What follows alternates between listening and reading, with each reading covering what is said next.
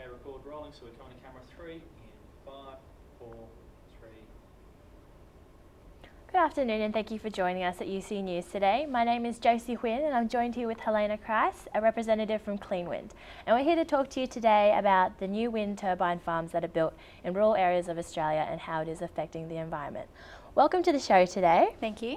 Firstly, Cathy Hansen, the CEO of Clean Wind, has said that the company is undergoing a project to reduce the number of bat and bird killings with the wind turbines by using technologies called axis wind turbines. Can you please explain what this is?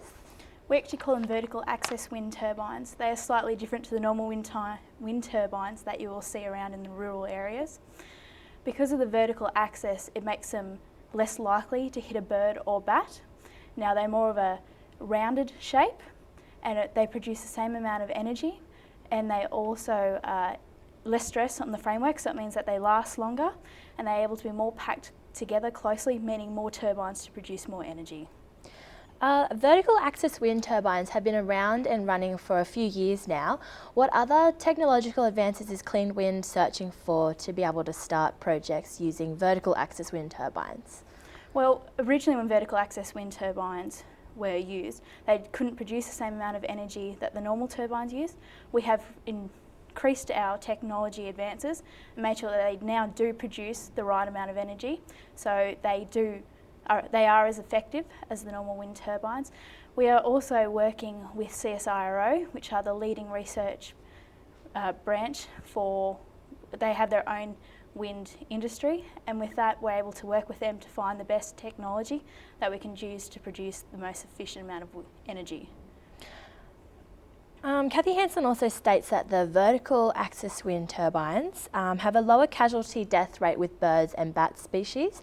However, they also will produce the same amount of energy as horizontal axis turbines.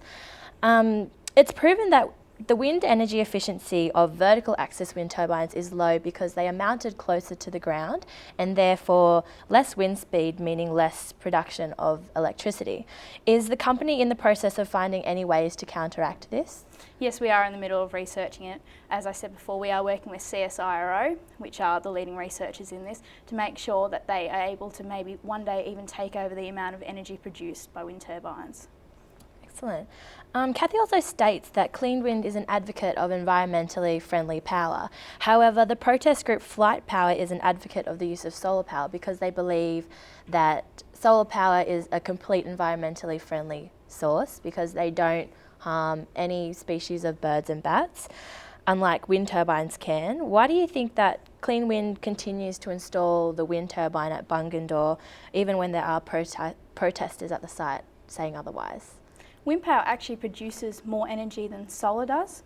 Because solar only works during the day due to gaining energy from the sun, whereas wind turbines are able to work day and night. Yep. So they don't actually resort to using the batteries at night. And because of that, wind power is more effective and it is environmentally friendly. We are working with current researchers to prevent the deaths of more birds and bats. And we have found out, we have done more research on the amount of deaths for birds and bats. An American company did a research and it shows that 980 million birds and bats will actually die from collisions running into buildings and windows, whereas only 40,000 will die from wind-generated facilities. So if you take a sample size of 500 million, only 0.02 birds and bats will actually die from wind-generated facilities. So it is a small amount, so we do our best to help the environment. As I said, we are still researching to help, and with that we do make sure that the energy that we produce is good for the environment. Wind farms help sustain the earth and prevent global warming. You say that Clean Wind isn't an advocate of solar power because it can't absorb energy at night time when the sun goes down. Mm-hmm. However, at the Idaho National Laboratory, researchers are close to finding a solar film that will also be able to absorb energy once the sun goes down from the core and the heat that the earth gives off.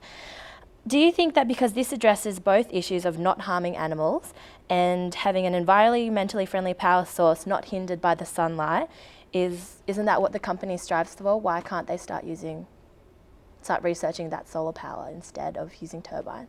Another problem with solar panelling is actually pollution destroys the solar cells themselves. So solar panelling, before it is as effective as wind power, because they are not destroyed by pollution, it means that if they are put in city areas, that means they won't be as effective, whereas if wind turbines were near a city, that means that they'll still be able to get more energy than solar.